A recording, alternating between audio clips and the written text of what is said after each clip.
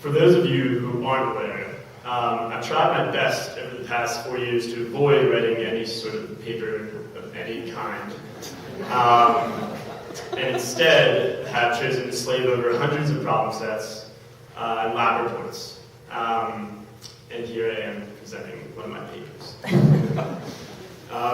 So for the past couple weeks, I've been mulling over what to speak about here today that fully encapsulated the numerous emotions and memories that I've experienced over the past 4 years within our program. Needless to say, there are hundreds of experiences and friendships that I've been lucky to have been a part of at Franklin Marshall. But there's one topic I kept finding myself coming back to, and believe it or not, WAGS has also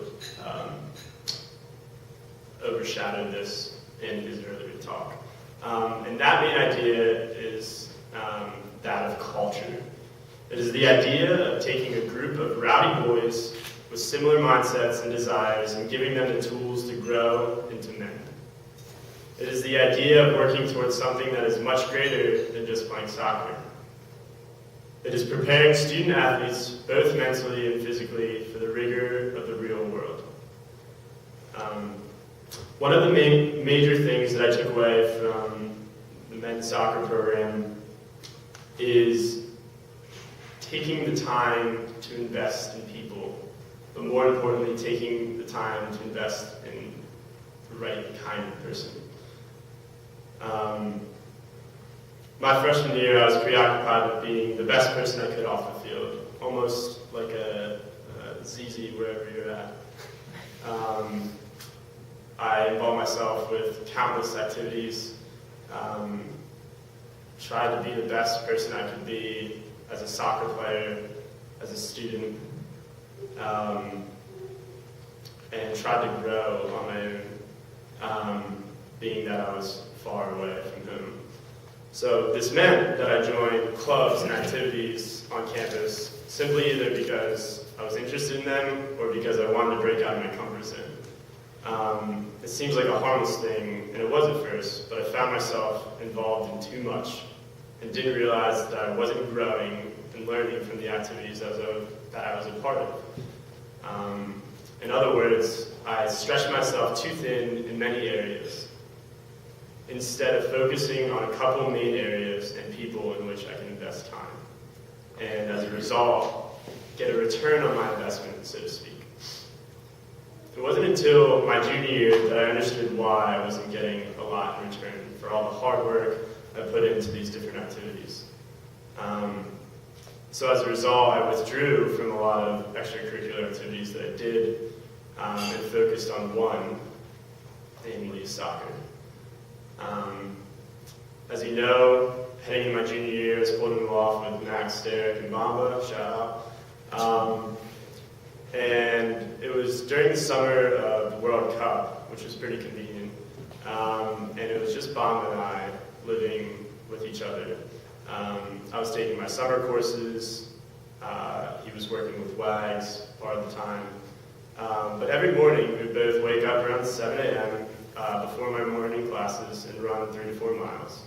And once I got back from classes, we would come back and watch the World Cup religiously. And we'd do sprint duets. I mean, the list really goes on. We were pretty much inseparable.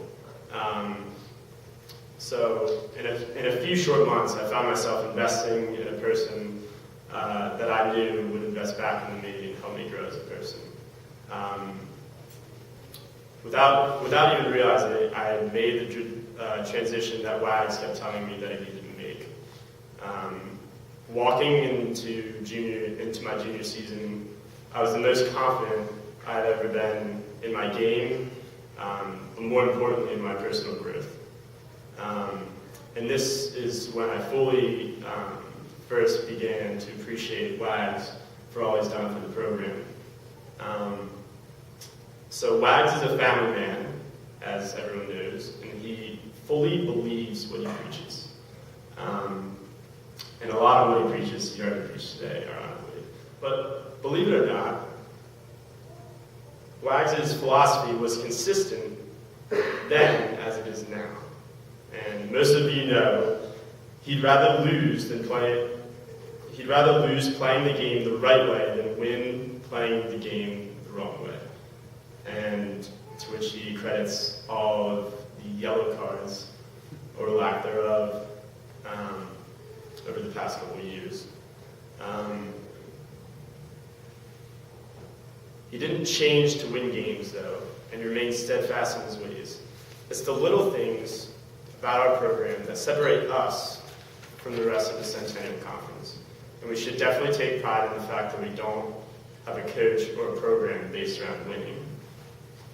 With that being said, over the past couple of years, the tides began to turn for the program for the better. It was during the Gettysburg game in my sophomore year that we started playing like an elite team.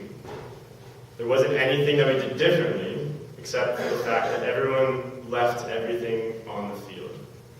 We all believed in one another, and we all believed in what WAGS has established as a program before us.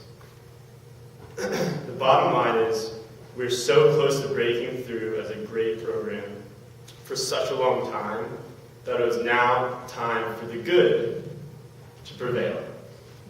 It was great watching our program succeed the way it did, but it was also more satisfying to watch it succeed the right way.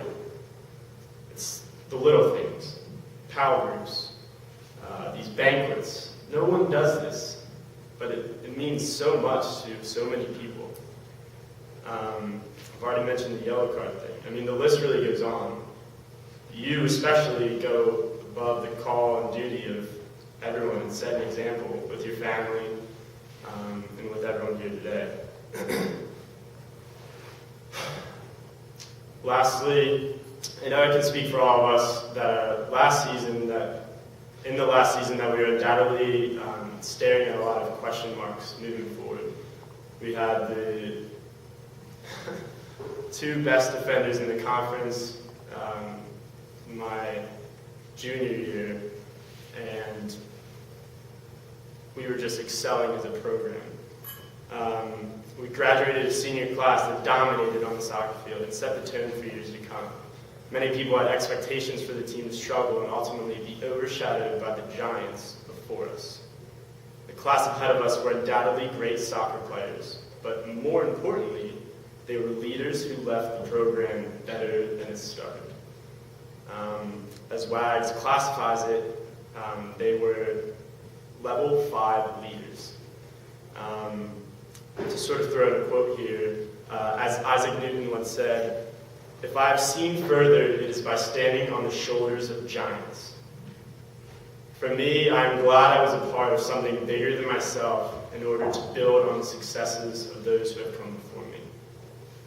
As a whole, my F&M experience wouldn't have been anything without its emphasis on culture.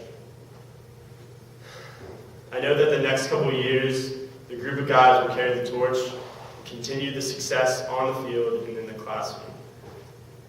As a word of advice for them, invest time in people who bring out the best in you.